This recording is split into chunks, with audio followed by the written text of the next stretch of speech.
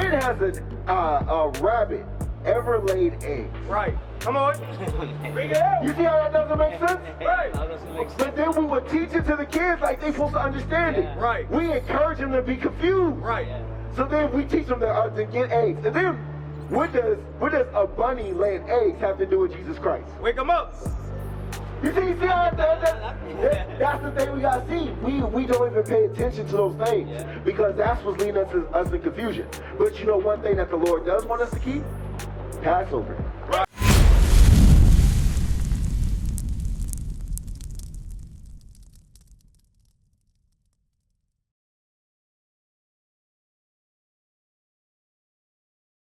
How's it going, sir?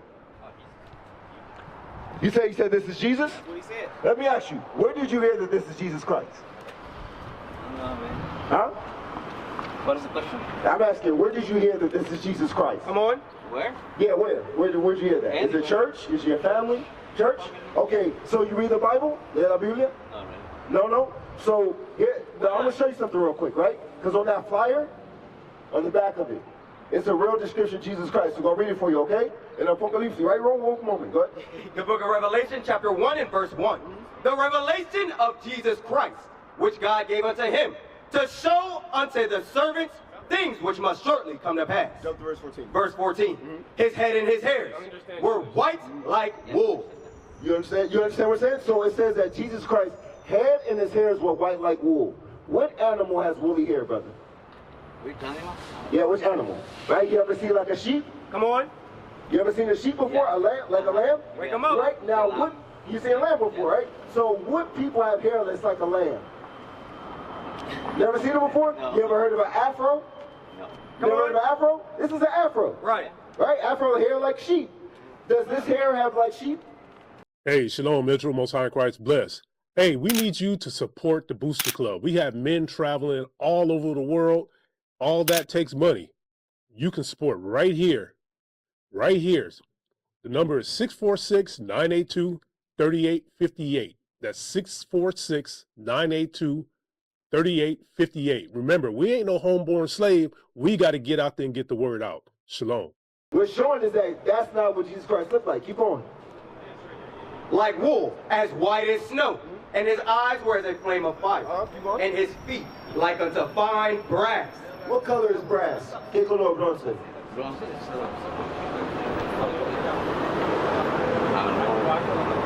It's okay. Bronze, no? Like cafe, like cafe, right? Now, is this cafe? No, blanco. Blanco. He's white. Yes. That's white, right? Well, now it says that he'll be like bronze, right? Go ahead, keep on.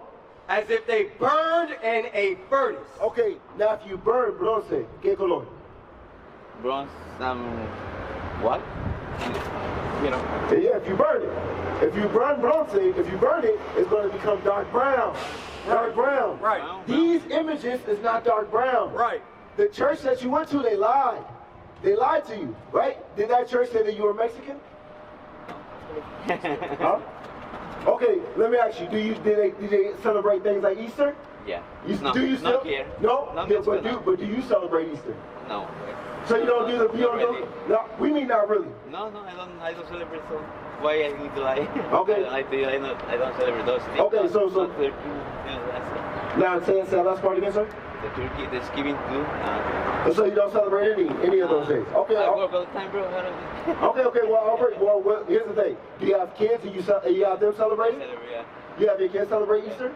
Okay, so why would you have them celebrate Easter? Come on. Is that biblical? No.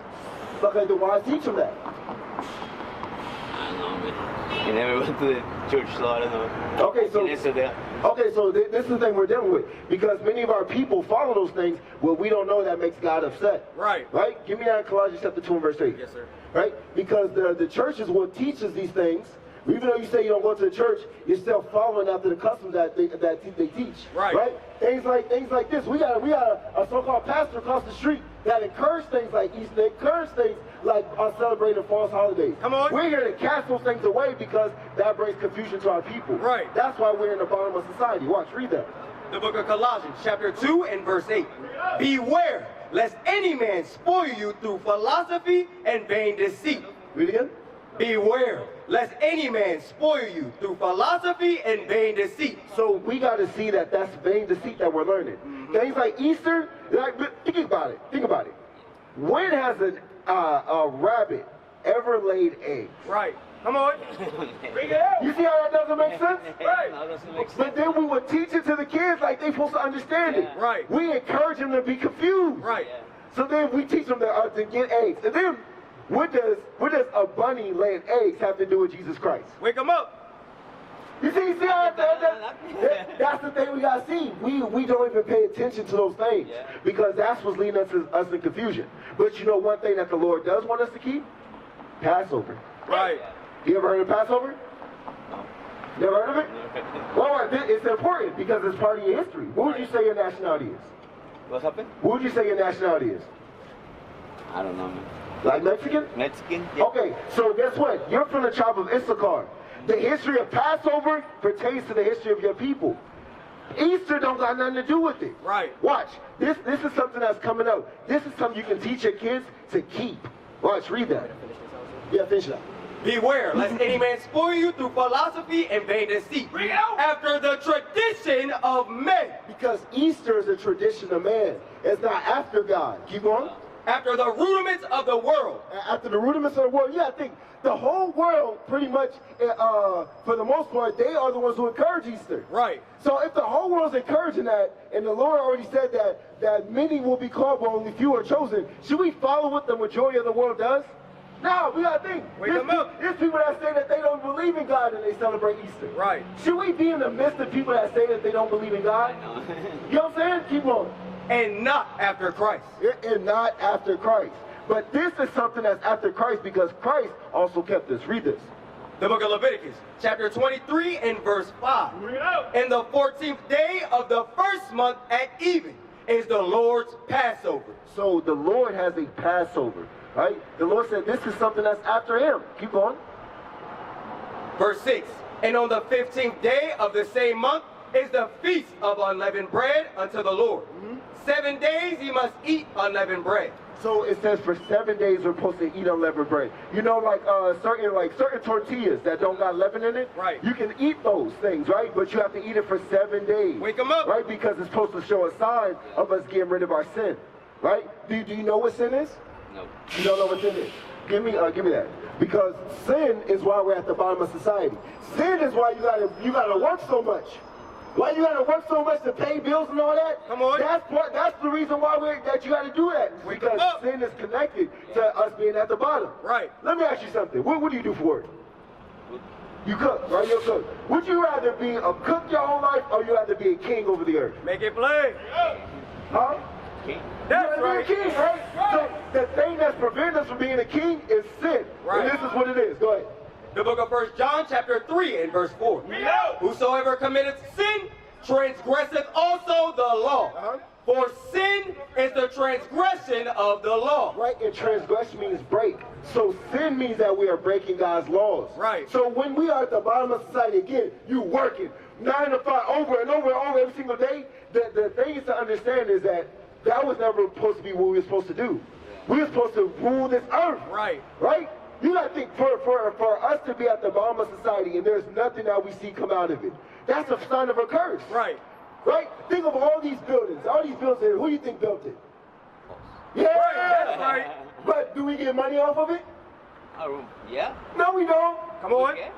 We gotta, in order to live in the places we built, we gotta pay rent. Okay, yeah. We gotta pay rent. Yeah, you Right? pay That's rent. a sign of us When being you build, oppressed. yeah, you can pay. Right? But it's simple things like keeping a Passover that can keep us in the mindset of keeping God's laws. Right? Shalom. John 3:16 got you flustered because you don't understand here a little, there a little, precept upon precept, line upon line. Galatians 3:28 got you a little bothered because you don't understand the history of the Maccabees. Or maybe it's Colossians chapter 2 verse 16 that got you thinking you can eat whatever you like because Paul's writings are sometimes hard to be understood. Here at IUIC, we got you. No problem. Log on to israelunite.org and find a school near you. We got that good news you can use. Shalom. On the Feast of Unleavened Bread, we can't have any leaven because it's a sign to get rid of sin. And what is sin? You don't know. I have to go over again because you got to know what sin is. Yeah. You got to know what sin is. Go ahead, read it again. The book of 1 John chapter 3 and verse 4. Whosoever committeth sin So if you commit a sin, you're doing what? transgresseth also the law. Means you break God's laws. So to commit sin is to do what? Break what? The law. Break the law, right? Keep on. For sin is the transgression of the law. So for sin is the breaking of what? The law. It's breaking the law. Right. Okay. So is Easter, is that keeping the law or is it breaking the law? Breaking right. the law. So if you teach your kids to celebrate Easter, you're teaching them to do what? Break the law. To Right. break the law. That's right. Okay, so actually jump to Deuteronomy 20 verse 15. Because I'm going to show how this connects. By teaching the kids to break the laws, this is what you're putting on your children and your family. Read that. The book of Deuteronomy chapter 28 and verse 15. But it shall come to pass, if thou wilt not hearken unto the voice of the Lord thy God, to observe to do all his commandments and his statutes, which I command thee this day, that all these curses shall come upon thee and overtake thee. So Lord said if you do not listen to do his commandments, he's going to put what on us? He said a key word. He started with a C. It's what word he said? What is it? What is it? Curses. That's right. Is curses a good thing or a bad thing, brother? It's a bad thing. So God said if you don't keep his commandments, he's going to curse us. That's right. Now remember, is Easter a good thing or is it a sin? It's a sin. Right. So if we commit that sin, God's going to put what on us? Where? What is he going to put? He's going to put what is it? A curses. That's right. Now, here's what explains to your job, right? Give me verse 48. Yes, sir. The book of Deuteronomy chapter 28 and verse 48. Therefore shalt thou serve thine enemies. Let me ask you, for your job that you work, who do you work for? Is it your own company? Is it your own company? The people that you have to do business with, who are the ones that pay you? Who are your customers? Which are your customers are who? Is it like what kind of work you do? You say cook, right? Yeah. So do you cook like a food truck? Do you cook in a restaurant? In a restaurant? Come on. Okay, what's the name of the restaurant? What's the restaurant? Italian restaurant. Huh? Italian restaurant. Italian restaurant. Come on. Is Italian restaurant owned by our people? No, that's not our food. So the Lord said, read that again. Therefore shalt thou serve thine enemies. When you work in that Italian shop, you're not working for your people. Right. You're working for their people. Come on. You're the one that's putting money into their pockets, right? Right. Keep going. Which the Lord shall send against thee. And the Lord said, I sent them against you. That person who owns the Italian restaurant, I sent them against you because guess what? I gave you everything first. Right. But you didn't appreciate it. You taught your kids it's okay to sin. So therefore, I got to put the nations over you. Come Keep on. going. And hunger. And hunger. What's your favorite food? Burrito. Burritos, right? But guess what? Where you gotta go in order to get the stuff? You gotta go get the tortillas, you gotta get the cheese, you gotta get the meats. I see us. Those places we don't own. We might have a place like El Super, right? Yeah. But the land that El Super is on, they still gotta pay rent. Yeah. They still gotta pay taxes. Right. Right? Keep going. And in thirst. And in thirst, your favorite drink, whether it's water, tequila, right? Anything you want to drink, you gotta get it what? From a liquor store Right. that we don't own. Come Go on. ahead. And in nakedness. And in nakedness, the clothes you got on right now, is that from Mexico? It's not. It says on the back. It says back on the text, it's made in China, right? So that the Lord is showing that we don't own nothing. We don't own nothing, brother. You gotta think, why would we want to be attached to a place where we don't own nothing? Because you want to have things like generational wealth for your kids, right? Right. You want to have a future for your kids. Do you gotta think the stuff that we're going through, all the signs you've been teaching them, you can swap those things out for what makes God happy. Right. You can take away Easter from the kids and teach them Passover because it'll lead to them having generational wealth. Come on. It'll lead to them having self-value. Right. Now there's less stress for you because before you pass away, you know, okay, my kids are going to be okay. My kids are going to be all right. God got my kids. Right. I'm not stressing about my life before I leave here. I know that they're going to be in good hands. You won't have those things, right? How many kids you got? 4. You got 4 kids. Little kids or older? Older. Older, like adults. Yeah. Right? So, but you still worry about them. Yeah. Right. Right? You worry about what's going on in the streets. The world is wicked. You're afraid that somebody might hurt them. Yeah. Right? But there's protection in keeping God's commandments. That's right. Remember? Because the Lord said, read for the end of verse 15 again. that all these curses shall come upon thee and overtake thee. Because remember, we're cursed and they're upon us. They're upon us. So that includes the kids. If they grew up believing all these things out of sin, there's no protection over them from God. So you want to make sure they have the protection from God, but you got to teach them the commandments. Right. But how you teach them is by your actions. Across the earth, the prophets move. From city streets to distant lands, the message is the same. Israel must rise. Through every quest, every journey, the truth spreads. No border can contain it. No distance can silence it. Our nation lives in every moment. In joy, we celebrate marriages. In sorrow, we honor our dead. On the Sabbath, we gather as one. Families rejoicing together, bound by the commandments of God. Yet are we tried. From the stones in Kenya to the hatred in Montana, we endure as a soldier of the Lord.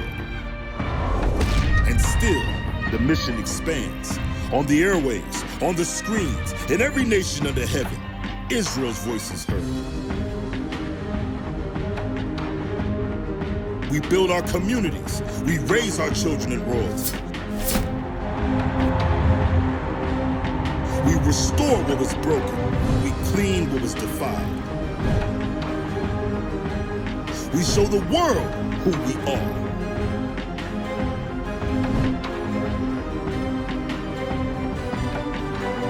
This is Israel united in Christ. Nation in motion. Nation endures.